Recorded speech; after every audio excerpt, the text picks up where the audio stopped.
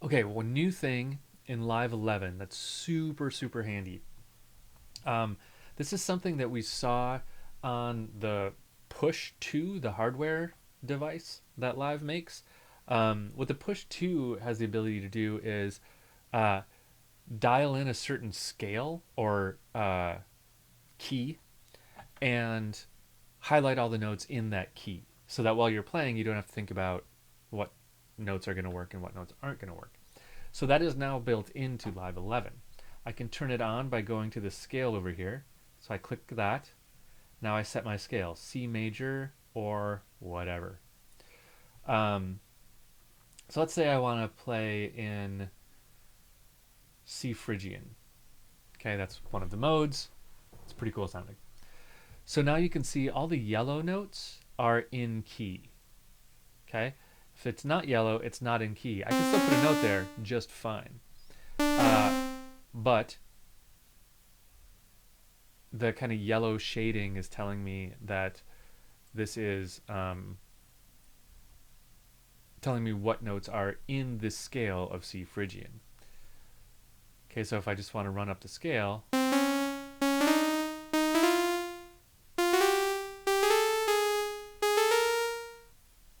ooh, there it is. So there's my scale.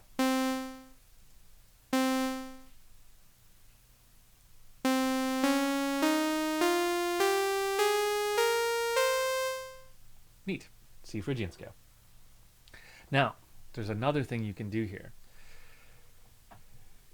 You can fold the notes or fold to scale. Now, folding of the notes is not new. What folding means in this case is it means hide all the notes I'm not using. Okay? So if I say, so let me do one thing here. Let me just put some notes that are not in key. Okay, so now I've got some notes that are in C Phrygian on the yellow spots and some notes that aren't, right? Like this D, E, and F sharp. Okay? So now I'm going to say fold.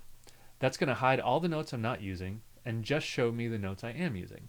And you can see that it's got these two notes that are in the key, these ones are not in the key, and these ones are in the key.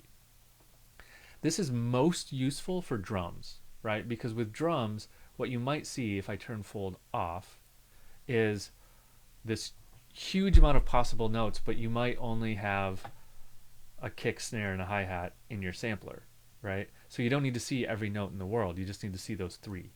So that's where it's most useful. But this fold to scale thing, super cool. Okay, so let me get rid of most of my notes. I could leave them on there. It doesn't really matter. If I press the scale button, what that's going to say is fold to the scale, which means hide all the notes not in this key, right? Which is basically going to show all my yellow notes and none of my kind of gray notes, gray spots here. Okay? So now, if I wanted to, I could just kind of willy-nilly start building stuff in this key and not worry about anything because every note is in the key.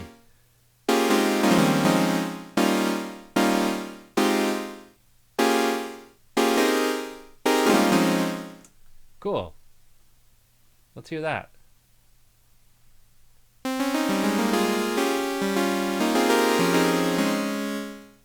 Neat. It's all in the key.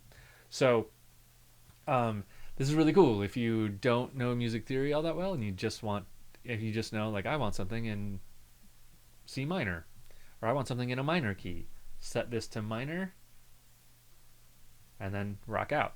Now you'll see when I change it to minor, something weird happened. What happened was it converted my fold to scale to C minor. So it hid all the notes not in C minor. Now I already had some notes on C sharp, and C sharp is not in C minor. So it kept that one because there was notes on it, right? So it's cool. If I want to get any notes that are not in the key, I just have to undo fold to scale. Okay, and now it shows me all my notes in the key. I'm back there.